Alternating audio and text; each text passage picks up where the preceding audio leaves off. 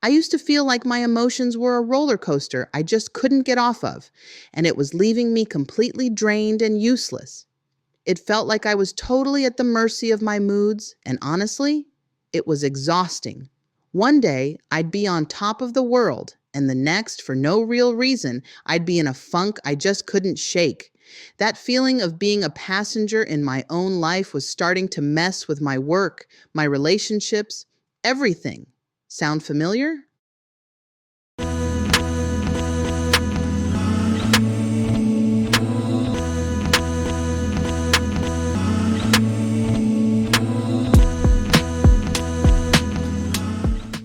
Then I stumbled onto three tiny, almost laughably easy daily actions that completely changed the game for me. And when I say they rewired my brain, I mean it. Thanks to this cool thing called neuroplasticity, our brains can literally change and adapt based on what we do. Every time you repeat something, you're paving a stronger road in your brain for that habit. So I thought, what if I could intentionally build a superhighway for happiness? What I found is that it doesn't take some huge life overhaul. You don't need to go on a silent retreat for a month or get a personality transplant. It just takes a few minutes a day and being willing to start small. In this video, I'm going to share the three specific micro habits that changed everything for me. They're simple, they're backed by science, and they can absolutely work for you too. All right, the first micro habit is one you've probably heard of, but I want you to just forget everything you think you know about it. It's the simple act of gratitude. Now, before you roll your eyes and click away thinking, oh, great, more cliche advice, just hear me out. I was skeptical too. The idea that just being thankful could fix the hot mess of my emotions felt way too simple. But the science behind it is legit. Practicing gratitude is like a targeted workout for the happy parts of your brain. Research shows that making time to be grateful actually helps turn down the volume on toxic emotions like envy and regret, total happiness killers. What really blew my mind is that a consistent gratitude practice can fire up the part of your brain tied to learning and making smart decisions, the medial prefrontal cortex. When this area gets going, it literally becomes easier for your brain to spot the good stuff in your life, creating what scientists call an upward spiral of well being. I started with a super simple promise to myself. Every single night before bed, I'd write down three specific things from my day I was grateful for. Not just my family or my health, it had to be specific.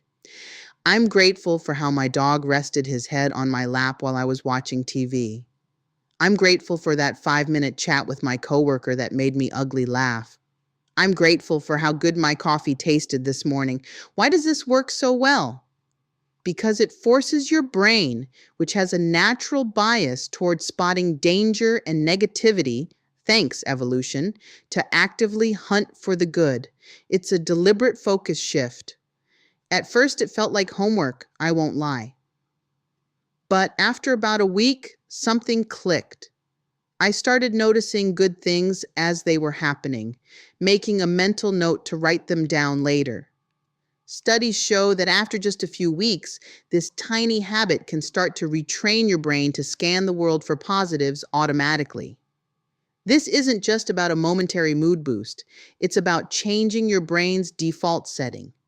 So here's your mission. Should you choose to accept it, get a notebook or just use a notes app on your phone. Put it by your bed where you can't ignore it.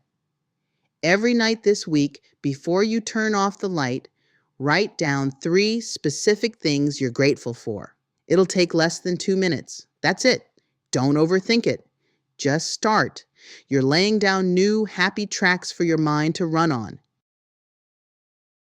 Okay, habit number 2 is something you can do literally anywhere, anytime. It has been a total game changer for me in dealing with that in the moment stress. I call it the 20-second pattern interrupt, and it's basically just hitting the pause button on life. Think about your day. How often are you just running on autopilot? A stressful email pops up, and your shoulders immediately shoot up to your ears. Someone cuts you off in traffic, and you feel that hot surge of rage. A family member says that one thing that always gets under your skin, and boom, you've already snapped back. In those moments, there's practically zero space between the trigger and your reaction. This is where the pattern interrupt swoops in to save the day. It's all about creating that space. See, when you do things like take a few deep breaths, you're basically hitting the calm down button in your brain. It helps quiet your mind, reduce anxiety, and just slow everything down. Some research suggests practices like deep breathing can increase a neurotransmitter called GABA, which calms the nervous system. By taking just a few seconds to pause, you let the logical thinking part of your brain catch up to your emotional reactive brain. I started using this by habit stacking, linking it to something I already do. I decided that before I took that first glorious sip of my morning coffee, I would pause and take 3 slow, deep breaths. In for 4 counts, out for 6. That's it, a 20-second investment. Then I started tacking it onto other things. Before eating, right after closing my laptop, anytime I felt that familiar knot of anxiety in my chest. This tiny pause is like magic. It completely breaks the momentum of a downward emotional spiral. Instead of an emotion hijacking you, you see it, give it a little nod, and then you get to decide what happens next. This isn't about bottling up your feelings, it's about managing them. You can even pre-plan it. If I start to feel overwhelmed by my to-do list, then I will pause and take 3 slow breaths. It's a simple if-then plan that builds incredible emotional muscle over time. So here's your challenge. Pick one thing you do every single day without fail. Brushing your teeth, buckling your seatbelt, whatever. For the next week, stack this 20-second pause onto that habit. Before you do the thing, just stop. Close your eyes if you can. Inhale slowly. Exhale even slower. 3 times. Notice how you feel. It's not about finding instant zen. It's about practicing the art of the pause and taking back the controls from your autopilot reactions. Before we get to this final habit, which might be the most energizing one, if you're getting something out of this and can actually see yourself trying these things, do me a quick favor and hit that like button. It's a tiny click for you, but it's a huge deal for the channel and helps other people find this video. Thank you. This final micro habit is all about using the power of your own body to change your mind. I'm talking about micro movement. For years, I bought into the myth that for exercise to count for my mental health, I needed a full-on 60-minute gym session or a 5-mile run. Honestly, just the thought of it was so draining that I'd do nothing, especially on days I was already feeling low. But the truth is, our brains and bodies get a huge boost from just short bursts of movement. When you move your body, even for a couple of minutes, your brain releases a flood of feel-good chemicals. You get endorphins, which are like natural mood lifters and stress fighters. You also get a bump in things like serotonin and dopamine, which are tied to happiness and feeling good. These little movement snacks improve circulation, clear out mental fog, and crank up your energy. It's like a refresh button for your brain. I started by setting a timer for every hour I was sitting at my desk. When it went off, I had one rule: stand up and move for 5 minutes. Some days that was a quick walk down the block and back. Other days it was just stretching my arms and neck right there in my office. And yeah, sometimes I'd put on a great song and just have a solo dance party. The effect was instant. That sluggish, foggy feeling would just lift. The mental drain was replaced by focus and energy. And it's not just in your head. These little movement breaks are proven to help with things like memory and focus. It's an amazing way to manage your energy all day and head off those afternoon slumps that can torpedo your mood. So here's how to put this one into action. Look at your day and find a trigger. Right after you finish lunch is a great one, or maybe when you check off a big task at work. Use that as your cue to move for 5 or 10 minutes. You don't need gym clothes or special equipment. Just move. Walk up and down the stairs. Do some jumping jacks. Follow a quick stretching video. The trick is to make it so ridiculously easy that you have no excuse. Think of it as a shot of energy that pays off for the rest of your day. So there you have it, 3 tiny habits that can totally change your mood and over time rewire your brain for more happiness.